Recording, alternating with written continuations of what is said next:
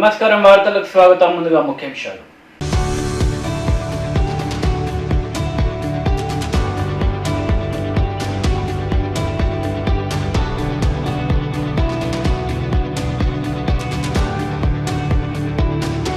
BJP రాష్ట్ర అధ్యక్షుడు బండి సంజయ్పై మండిపడ్డ మినిస్టర్ శ్రీనివాస్ గౌడ్.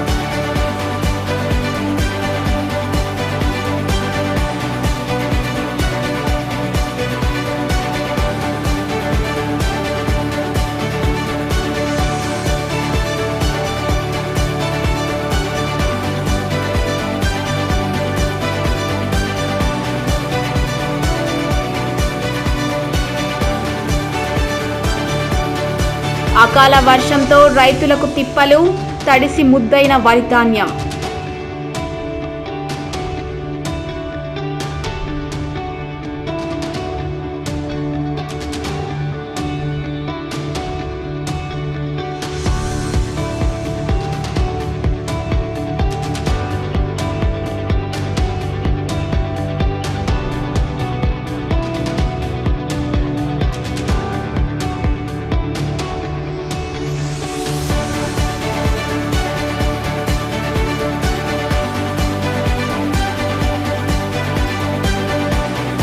రేపాల ప్రాథమిక ఆరోగ్య కేంద్రంలో కరోనా టెస్టులు, వ్యాక్సినేషన్ కోసం బారులు తీరిన పరిసర ప్రాంతాల ప్రజలు.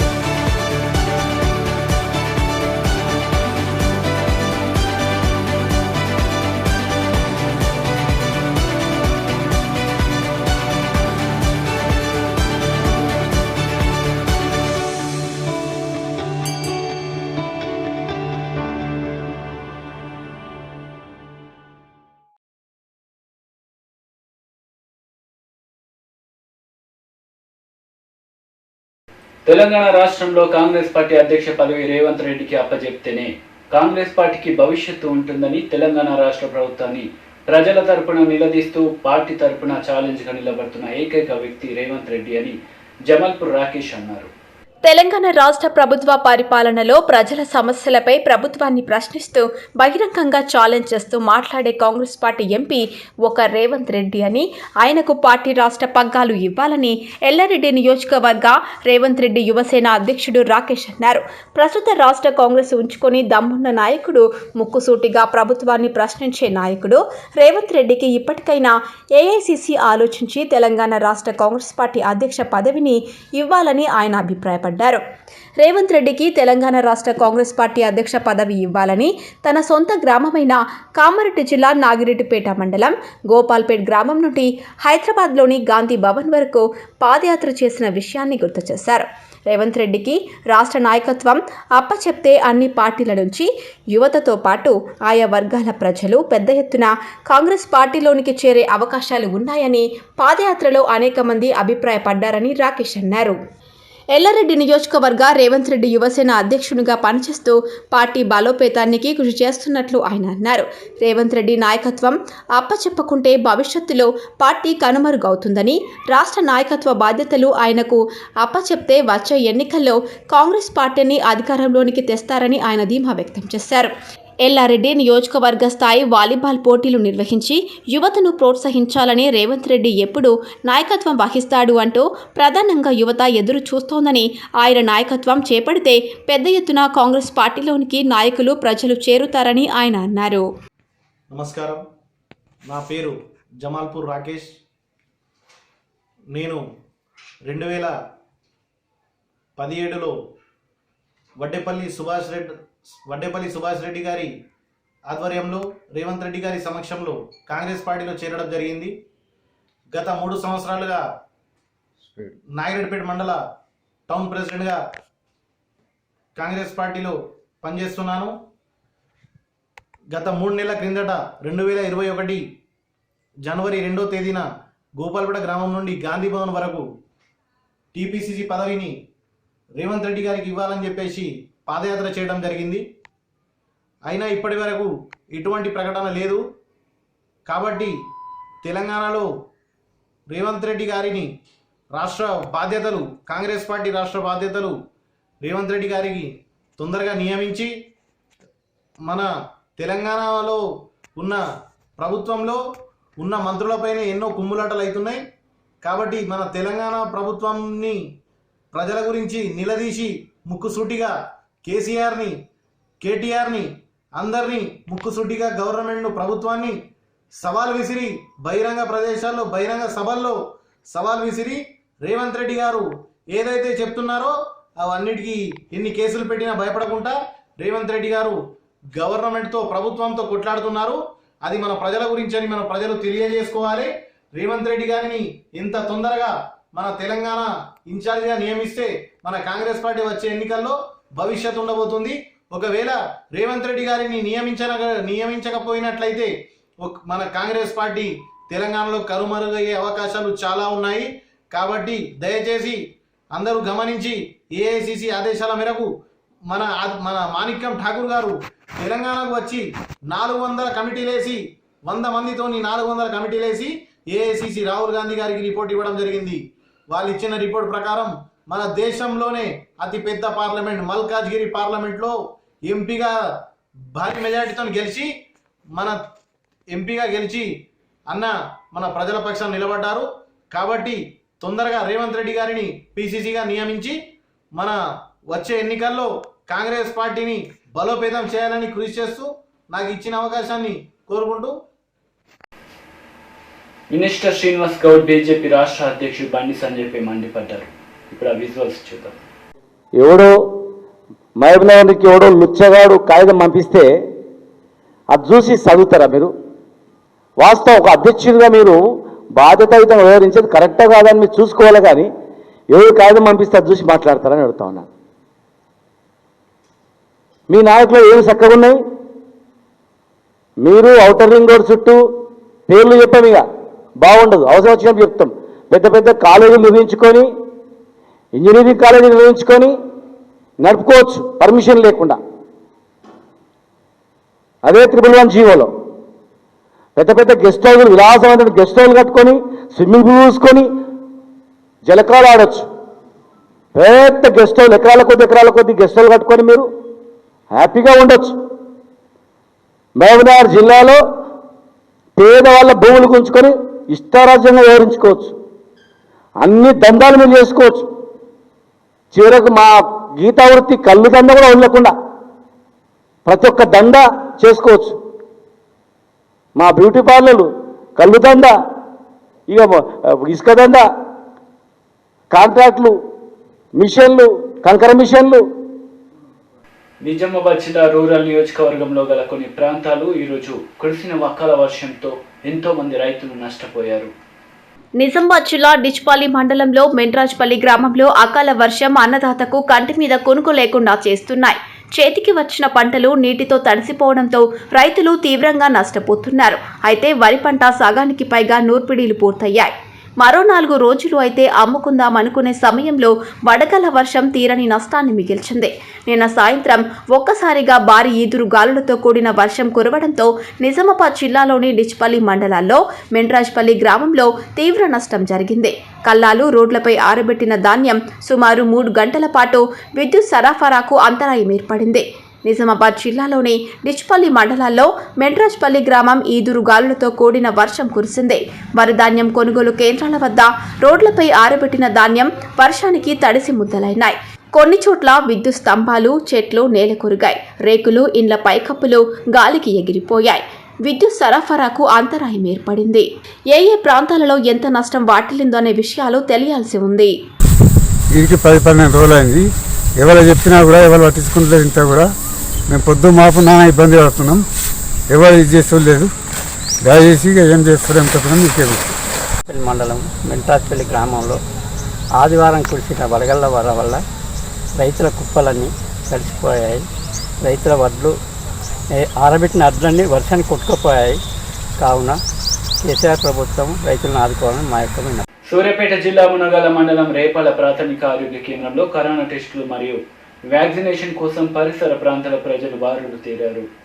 ఈ సందర్భంగా hospital medical officer doctor Dilip Kumar మాట్లాడుతూ కరోనా భయంతో ప్రతి ఒక్కరూ టెస్ట్ మరియు వ్యాక్సినేషన్ కోసం ఆసుపత్రికి క్యూ కడుతున్న నేపథ్యంలో ఆసుపత్రి వద్ద భారీగా జనసందోహం ఉంటుందని, ఆసుపత్రిలో కొంత సిబ్బంది కొరత ఉన్నప్పటికీ ఉన్నవారితో సక్రమంగా విధులు నిర్వహిస్తున్నామన్నారు. ఈరోజు జిల్లా కేంద్రం నుండి 150 కోవిషీల్డ్ టీకాలు, 40 rapid action corona test kits వచ్చినట్లు తెలిపారు. కరోనా పాజిటివ్ వచ్చిన వారి కుటుంబ సభ్యులు టెస్టుల కోసం రావడంతో వారికి అవగాహన కల్పించి పంపిస్తున్నామని, ఎవరూ గాబరా పడవలసిన అవసరం లేదని, కరోనా నిబంధనలు పాటిస్తూ తగిన జాగ్రత్తలు తీసుకోవాలని సూచించారు. నా పేరు డాక్టర్ ఎల్ దిలీప్ కుమార్, ప్రాథమిక ఆరోగ్య కేంద్రం రేపాల యొక్క వైద్యాధికారిని మాట్లాడుతున్నాను. ఇప్పుడు కరోనా సెకండ్ వేవ్లో రోగులు మరియు కరోనా టీకా కోసం ప్రాథమిక ఆరోగ్య కేంద్రానికి భారీగా వస్తున్నారు. సో మేము టీకాలు మరియు టెస్టింగ్ కిట్స్ని అన్ని డిస్ట్రిక్ట్ ఇన్ఫార్మ్ చేసి సరైన మోతాదులో తెప్పించుకోవడం జరుగుతున్నది. ఈరోజు మనకి డిస్ట్రిక్ట్ నుంచి 150 డోసులు కరోనా టీకా కోవిషీల్డ్ తీసుకురావడం జరిగింది. అలానే కరోనా పరీక్ష చేసే కరోనా ర్యాపిడ్ టెస్టులు 40 కిట్స్ ఉన్నాయి. సో ఈరోజు 40 మందికి చేస్తున్నాము. అలానే ఎవరైతే దగ్గు, జలుబు, జ్వరము మరియు పాజిటివ్ యొక్క కాంటాక్ట్స్ 5వ రోజు వచ్చి టెస్ట్ చేసుకోవాలని మనవి. సో మీరు ప్రతి ఒక్కరూ భౌతిక దూరం, మాస్క్ వాడడం, శానిటైజ్ చేసుకోవడం ద్వారా టీకాతో పాటు మందులు వాడడం కాకుండా మీరు ఇవి పాటిస్తే తప్పకుండా కరోనా నుంచి మనం రక్షణ పొందడం జరుగుతుంది. ఎందుకంటే ఈ సెకండ్ వేవ్ చాలా సీరియస్గా ఉన్నది. మనకి టైం ఇస్తలేదు. సడన్గా అప్పుడే మంచిగా ఉంటుండే, సడన్గా కొలాప్స్ అవుతాడు. ముఖ్యంగా యువతకు విన్నపం, యువతలు మాకేం కాదు, మాకు రాదు, మాకు రోగనిరోధక శక్తి ఎక్కువ ఉందని బయట మాస్కులు లేకుండా, బయట అవసరం లేకుండా బయటకు వస్తున్నారు. వాళ్ళు వైరస్ తీసుకొచ్చి ఇంట్లో ఉన్న పెద్దవాళ్ళకి అంటించి ఆ వైరస్ ద్వారా ఇంట్లో వాళ్ళ పెద్ద మనుషులకి సీరియస్ అయి చనిపోయిన కేసులు కూడా ఉన్నాయండి. కావున యువతకి ఒకటే విన్నపం, మీరు బయటికి అవసరం ఉంటే తప్ప వెళ్ళవద్దండి. బయటికి వస్తే మాత్రం భౌతిక దూరం, మాస్క్ వాడడం తప్పకుండా చేయవలసి. సార్, ఇక్కడ వేరే ప్రాంతాల నుంచి అంటే రేపాల ప్రాథమిక ఆరోగ్య కేంద్రం పరిధి కాకుండా వేరే ప్రాంతాల నుంచి కూడా కొంతమంది టెస్టుల కోసం వస్తూ ఉన్నారు. వారిని ఏ విధంగా ట్రీట్ చేస్తూ ఉన్నారు? సో ఇప్పుడు ర్యాపిడ్ కిట్స్ కొరత ఉన్నందువలన వేరే ప్రాంతం నుంచి మన రేపాలకు రావడం జరుగుతుంది. సో ముందుగా మేము రేపాలకు సంబంధించిన వాళ్ళందరికీ టెస్ట్ చేయగా, ఒకవేళ వాళ్ళకి చేసిన తర్వాత కిట్స్ ఉంటే వాళ్ళకు కూడా చేయడం జరుగుతుందండి. ఒకవేళ మా ఏరియాకి సంబంధించిన కిట్స్ మా వాళ్ళకి సరిపోవడం ఉంటే వాళ్ళకి తదుపరి తెల్లారి రావడం చెప్పడం జరుగుతుంది. సిబ్బంది కొరత ఎట్లా ఉందండి? సిబ్బంది సరిపడా ఉందా హాస్పిటల్లో? ఇప్పుడు మనకి రేపాల ప్రాథమిక ఆరోగ్య కేంద్రంలో ఒక 2 పోస్టులు ఖాళీగా ఉన్నాయండి. సో అయినా కూడా ఉన్న స్టాఫ్ తోటి మేము అడ్జస్ట్ చేయడం జరుగుతున్నది. సో స్టాఫ్ తోటి మీద బర్డెన్ అవుతున్నా కూడా మన వాళ్ళు ఇప్పుడు ఆపదలో మనం కంపల్సరీ పనిచేయాలనే ఉద్దేశంతో, ఒక సొసైటీకి సేవ చేయాలనే ఉద్దేశంతో ప్రతి ఒక్కరు డ్యూటీని వాళ్ళు సక్రమంగా నిర్వహిస్తున్నారు. ఒక పక్క ఇప్పుడు కోవిడ్ వ్యాక్సినేషన్ కార్యక్రమం కావచ్చు, టెస్టింగ్ కార్యక్రమం కావచ్చు, ఇది జరుగుతూనే ఉంది. మరో పక్క జనరల్ పేషెంట్లు కూడా అధికంగా వస్తున్నట్టుగా కనిపిస్తూ ఉంది. ఏ విధంగా దీన్ని సమన్వయం చేస్తూ ఉన్నారు? సో మేము జనరల్ పేషెంట్స్ వాళ్ళందరికీ సపరేట్గా వాళ్ళకి విన్నపించడం జరుగుతున్నది. బీపీ, షుగర్ ఉంటే వాళ్ళ ఏఎన్ఎంస్కి మెడిసిన్ ఇచ్చి పంపుతామని చెప్తున్నాము. అలానే గర్భిణీ స్త్రీలని సోమవారం, శుక్రవారమే పిలవడం జరుగుతున్నది. సో దీని ద్వారా వాళ్ళ కూడా రక్షణ కోసం కూడా ఒక చర్యలాగా union minister Kishan Reddy media సమావేశం నిర్వహించారు. కరోనా పట్ల ప్రజలు అప్రమత్తంగా ఉండాలని సూచించారు. ఇటువంటి క్లిష్టమైన పరిస్థితుల్లో ఎవరు బయటకు రావద్దని, ఒకవేళ వస్తే మాస్క్ తప్పనిసరిగా ధరించాలని సూచించారు. ఆసుపత్రిలో బెడ్ల కొరత లేకుండా చర్యలు తీసుకొని అన్ని రకాల సహాయ సహకారాలను అందిస్తామని భరోసా ఇచ్చారు. వైద్య, మున్సిపల్, పోలీస్, మీడియా సిబ్బందిని ఆయన అభినందించారు. ఈ ఆక్సిజన్ సిలిండర్స్ మిజైల్స్కు వాడేటువంటి సిలిండర్స్ను మెడికల్ ఆక్సిజన్ సిలిండర్స్గా కన్వర్ట్ చేసి ఈరోజు మన గాంధీ హాస్పిటల్కి ఇవ్వడం జరిగింది. ఈరోజు ఇప్పుడు 50 ఇచ్చారు, మరో 50 ఇస్తారు. 100 సిలిండర్స్ గాంధీ హాస్పిటల్కు త్వరలోనే చేరుతాయి. ఇంకా గాంధీ హాస్పిటల్లో ఆక్సిజన్ విషయంలో కూడా కొరత లేకుండా చూడాలని ఇప్పుడే నేను చీఫ్ సెక్రటరీ గారితో కూడా ఫోన్లో మాట్లాడాను. రాష్ట్రంలో రెమ్డెసివిర్ కానీ, ఆక్సిజన్ కానీ దీని పరిస్థితి ఏంది, ఇంకా మెరుగుపడాలంటే ఏ రకమైనటువంటి చర్యలు తీసుకోవాలో నేను కొంత రిపోర్ట్ అడిగాను. ఈరోజు రాత్రికి ఢిల్లీలో 7 o'clock నేను ఆక్సిజన్ విషయంలో కేంద్ర కామర్స్ మినిస్టర్ అయినటువంటి పీయూష్ గోయల్ గారితో కలిసి చర్చించబోతా ఉన్నాను. అదేవిధంగా రెమ్డెసివిర్ కూడా రేపు కేంద్ర మంత్రితో మాట్లాడి దాన్ని ఏ రకంగా కొంత పెంచే విషయంలో కూడా స్టేట్కు ఆ 2 విషయాలు కూడా మాట్లాడి తెలంగాణలో ముఖ్యంగా హైదరాబాద్ నగరంలో మరి ఈరోజు కరోనా మహమ్మారి నుంచి ప్రజలను రక్షించాల్సినటువంటి బాధ్యత మనందరిపైన ఉన్నది. కాబట్టి ఆ దిశలో ప్రయత్నం చేస్తూ ఉన్నాం. ముఖ్యంగా నేను ఈ సందర్భంగా ప్రజలను మరొకసారి కోరేది ఒకటే, దయచేసి మీరు అనవసరంగా రోడ్డు మీదకి రాకండి. వచ్చినట్లయితే విధిగా మాస్కులు ధరించండి, సోషల్ డిస్టెన్స్ మెయింటైన్ చేయండి. ఎక్కడ కూడా ఏ మాత్రం అనుమానం ఉన్నా వెంటనే పరీక్షలు చేయించుకోండి. పాజిటివ్ వచ్చినటువంటి పేషెంట్స్ సింప్టమ్స్ లేవు నాకని చెప్పి రోడ్డు మీద తిరుగుతా ఉన్నారు. ఇది మంచిది కాదు.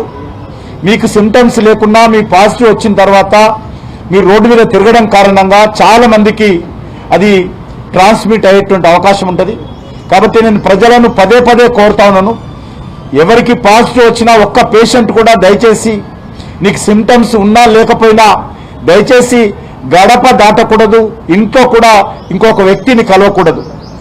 కాబట్టి ఈరోజు మనము ఈ కరోనా మహమ్మారి చాలా పెద్ద ఎత్తున పెరిగిపోతున్నటువంటి నేపథ్యంలో దీన్ని అరికట్టడము ఏకైక మార్గము ప్రజలు ఎవరికి వారు నియంత్రణ పెట్టుకోవడము, ఎవరికి వారు నియంత్రించుకోవడము, ఎవరికి వారు కరోనా మహమ్మారికి సంబంధించి జాగ్రత్తలు తీసుకోవడము, దీన్ని ట్రాన్స్మిట్ కాకుండా ఎక్కడికక్కడ బ్రేక్ చేయడమే మరి ఏకైక లక్ష్యము. ప్రభుత్వం తరఫున రాష్ట్ర కేంద్ర ప్రభుత్వాలు కానీ, ప్రజలు కానీ, సామాజిక సంస్థలు కానీ, డాక్టర్స్ కానీ, లేకపోతే ఫ్రంట్ వారియర్స్ కానీ అందరూ కూడా ఎంతో ప్రాణాలకు తెగించి కష్టపడి పనిచేస్తూ ఉన్నారు. దాన్ని మనం అలుసుగా తీసుకోకూడదు. అందరము మరి ఈ యొక్క కరోనా మహమ్మారిని అరికట్టే విషయంలో అందరూ అన్ని రకాలుగా ముందుకు రావాల్సినటువంటి అవసరం ఉంది. నేను తెలంగాణ ప్రజలకు మనవి చేస్తా ఉన్నాను, కేంద్ర ప్రభుత్వం తరఫున అన్ని రకాలుగా సహాయ సహకారాలు తెలంగాణ ప్రజలకు అందిస్తాము. ఖచ్చితంగా తెలంగాణ కష్ట సుఖాలలో అండగా నిలబడతామని చెప్పి నేను ఈ సందర్భంగా మనవి చేస్తూ, మరొకసారి ఎవరైతే ఫ్రంట్ వారియర్స్గా ఉన్నటువంటి డాక్టర్స్ కానీ, పారామెడికల్ సిబ్బంది కానీ, ఆశా వర్కర్స్ కానీ, అంగన్వాడీ వర్కర్స్ కానీ, పోలీసు సిబ్బంది కానీ, లేకపోతే మున్సిపల్ సంబంధించినటువంటి శానిటేషన్ వర్కర్స్ కానీ, ఇతర ప్రభుత్వ అధికారులు కానీ మనస్ఫూర్తిగా నేను ప్రజల తరఫున వాళ్ళు ఎంతో కష్టపడి పనిచేస్తున్నందుకు మనస్ఫూర్తిగా వారందరికీ కూడా ధన్యవాదాలు తెలియజేస్తున్నాను. మీ సేవలు ప్రజలు ఎప్పుడు కూడా మర్చిపోరు. ఈ కష్టకాలంలో మీరు చేస్తున్నటువంటి సేవలను నేను ఒక కేంద్ర మంత్రిగా, ప్రజాప్రతినిధిగా తెలుగు ప్రజల తరఫున మనస్ఫూర్తిగా అభినందన తెలియజేస్తూ, ఖచ్చితంగా రానున్న రోజుల్లో తెలంగాణకు రావాల్సినటువంటి అవసరమైనటువంటి అన్ని వసతులు కల్పించేటువంటి ప్రయత్నము రాష్ట్ర ప్రభుత్వ అధికారులతో కలిసి చేస్తానని చెప్పి మనం చేస్తూ, మరొకసారి డిఆర్డీఓ అధికారులు కోరుతా ఉన్నాను, మీకు ఎక్కడెక్కడ ఏ అవకాశాలు ఉన్నప్పటికీ కూడా మీకు ఇవ్వడానికి కరోనా మహమ్మారిని పోరాటం చేసేటువంటి విషయంలో ఏ అవసరం ఉన్నా కూడా మా యొక్క హైదరాబాద్ నగర ప్రజలకు ఇవ్వాలి. ఎందుకంటే హైదరాబాద్ సిటీ మొత్తము తెలంగాణ అంతా కూడా కాకుండా చుట్టుపక్కల రాష్ట్రాలకు కూడా క్యాచ్మెంట్ ఏరియాగా ఈరోజు గాంధీ హాస్పిటల్కి వస్తూ ఉన్నారు. కాబట్టి చాలా పెద్ద ఎత్తున వస్తూ ఉన్నారు. 650 మంది ఐసీయూ బెడ్స్ ఈరోజు ఒక్క బెడ్ కూడా ఖాళీ లేకుండా ఫుల్ అయి ఉన్నారంటే అర్థం చేసుకోవచ్చు, అంత సీరియస్నెస్గా ఉంది. 600 ఆక్సిజన్ బెడ్స్ ఉన్నాయి, మరొక 600 మరి కోవిడ్ డెడికేటెడ్ బెడ్స్ ఉన్నాయి. ఈ రకంగా చాలా పెద్ద హాస్పిటల్ ఉంది, కోవిడ్ హాస్పిటల్గా ఉన్నది, అయినా సరిపోతలేదు.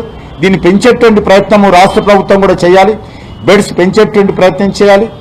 మరి మిగతా ఇప్పటికే సనత్నార్ ఈఎస్ఐ హాస్పిటల్ కానీ, రైల్వే హాస్పిటల్ కానీ అవి కోవిడ్ డెడికేటెడ్ హాస్పిటల్గా కన్వర్ట్ చేశాము, అక్కడ కూడా బెడ్స్ పెంచేటువంటి ప్రయత్నం చేస్తూ ఉన్నాం. మరి అదేవిధంగా ఎయిమ్స్ హాస్పిటల్, బీబీ నగర్లో ఉన్నటువంటి ఎయిమ్స్ హాస్పిటల్లో కూడా కోవిడ్ హాస్పిటల్గా కొంత పార్ట్ కన్వర్ట్ చేసి, ఎందుకంటే ఎయిమ్స్ హాస్పిటల్కు రెగ్యులర్గా మిగతా పేషెంట్స్ కూడా వస్తారు కాబట్టి మరి ఒక 200 బెడ్స్ను అక్కడ కూడా కోవిడ్ డెడికేటెడ్గా కొన్ని బ్లాకులు అక్కడ దాన్ని కన్వర్ట్ చేసి అక్కడ కూడా కోవిడ్ ట్రీట్మెంట్ అందించే విషయంలో ఎయిమ్స్ కూడా నిర్ణయం తీసుకొని ఇంప్లిమెంట్ చేస్తా ఉన్నాను. తప్పకుండా ఈ రకంగా కేంద్ర ప్రభుత్వం తరఫున కూడా అన్ని రకాల సహాయ సహకారాలు అందిస్తాము. తప్పకుండా నేను అన్ని వర్గాల ప్రజలు, ముఖ్యంగా ఫ్రంట్ వారియర్స్ ఎవరైతున్నారో మీడియా రిపోర్టర్స్ కానీ, లేకపోతే పోలీస్ కానీ, డాక్టర్స్ కానీ, పారామెడికల్ కానీ, శానిటేషన్ సిబ్బంది కానీ, హెల్త్ వర్కర్స్ కానీ అందరూ కూడా మీరు ప్రాణాలు రక్షించుకుంటూ ఎక్కడ కూడా అజాగ్రత్త లేకుండా ప్రజలు ప్రాణాలు కాపాడే విషయంలో అన్ని రకాలుగా ధైర్యంగా ముందుండాలని చెప్పి, అదేవిధంగా రెమ్డెసివిర్ కూడా రేపు కేంద్ర మంత్రితో మాట్లాడి దాన్ని ఏ రకంగా కొంత పెంచే విషయంలో కూడా స్టేట్కు ఆ 2 విషయాలు కూడా మాట్లాడి తెలంగాణలో ముఖ్యంగా హైదరాబాద్ నగరంలో మరి ఈరోజు కరోనా మహమ్మారి నుంచి ప్రజలను రక్షించాల్సినటువంటి బాధ్యత మనందరిపైన ఉన్నది. కాబట్టి ఆ దిశలో ప్రయత్నం చేస్తూ ఉన్నాం. ముఖ్యంగా నేను ఈ సందర్భంగా ప్రజలను మరొకసారి కోరేది ఒకటే, దయచేసి మీరు అనవసరంగా రోడ్డు మీదకి రాకండి. వచ్చినట్లయితే విధిగా మాస్కులు ధరించండి, సోషల్ డిస్టెన్స్ మెయింటైన్ చేయండి. ఎక్కడ కూడా ఏ మాత్రం అనుమానం ఉన్నా వెంటనే పరీక్షలు చేయించుకోండి.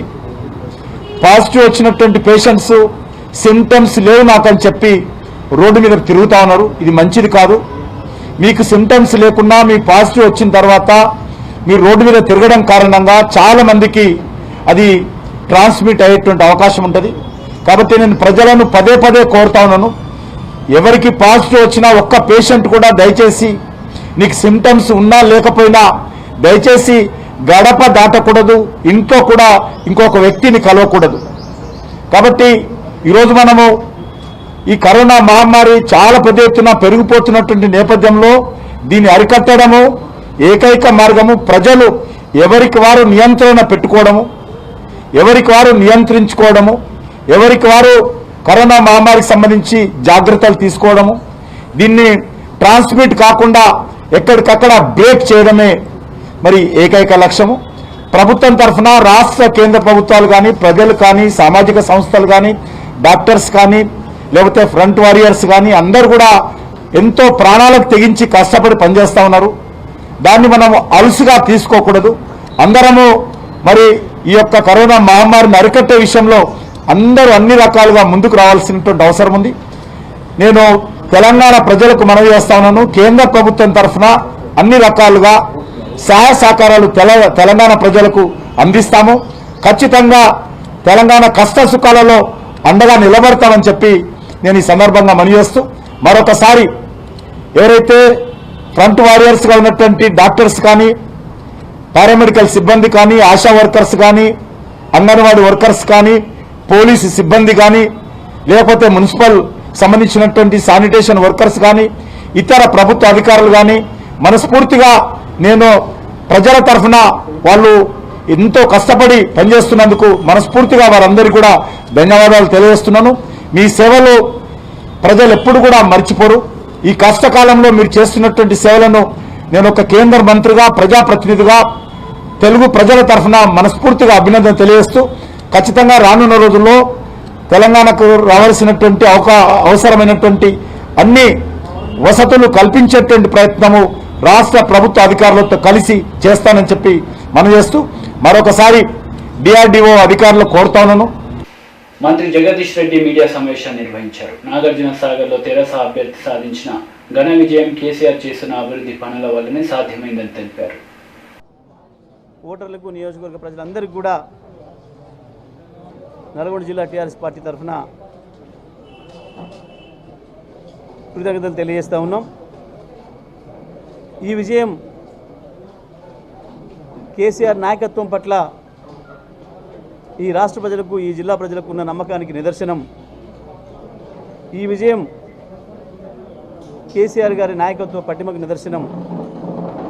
ఈ విజయం తెలంగాణ రాష్ట్ర ప్రభుత్వ విజయాలకు నిదర్శనం.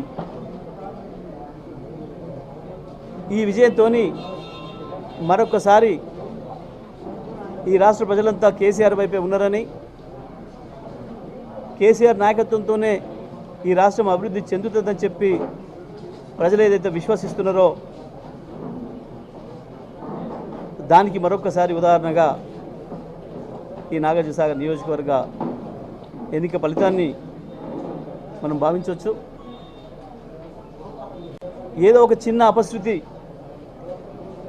మా నిర్లక్ష్యం వల్లనో మా అతి విశ్వాసం వల్లనో ఒక చిన్న ఎన్నిక ఫలితం మారినందుకు ఒక్కరొక్కరు ఇళ్ళెక్కి కూసిర్రు, నోటికొచ్చిన మాటలు మాట్లాడినరు. కేసీఆర్ గారి పైన, వారి కుటుంబం పైన నోటికొచ్చిన బూతులు మాట్లాడుతూ అభూత కల్పనలు సృష్టించి ఇష్టం వచ్చిన పద్ధతిలో మాట్లాడింది. మేము ఈ విజయంతో మేమేం గర్వపడటం లేదు, మేమేం పొంగిపోవడం లేదు. వార్తలు ముగించే ముందు ముఖ్యాంశాలు మరోసారి.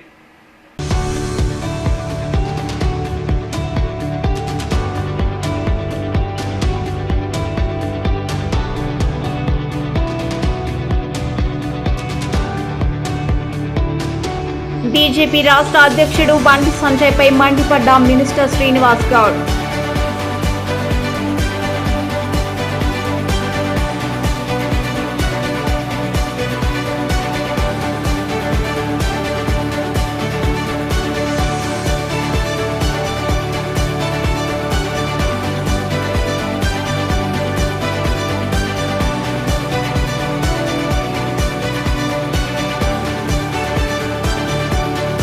అకాల వర్షంతో రైతులకు తిప్పలు, తడిసి ముద్దైన వరి ధాన్యం.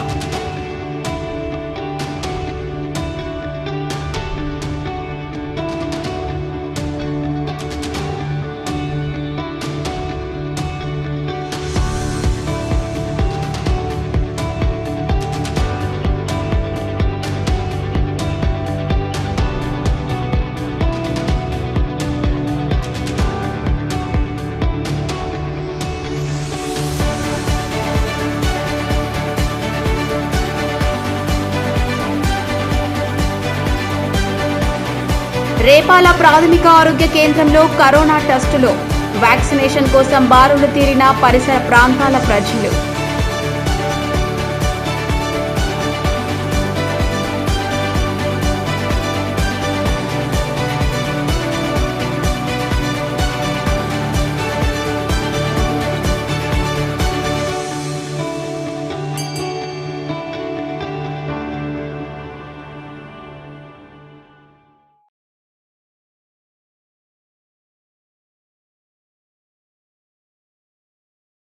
ఈ వార్తలు ఇంతటితో సమాప్తం. తిరిగి ప్రసారమయ్యే వార్తలు మళ్ళీ కలుద్దాం. అంతవరకు సెలవు. నమస్తే.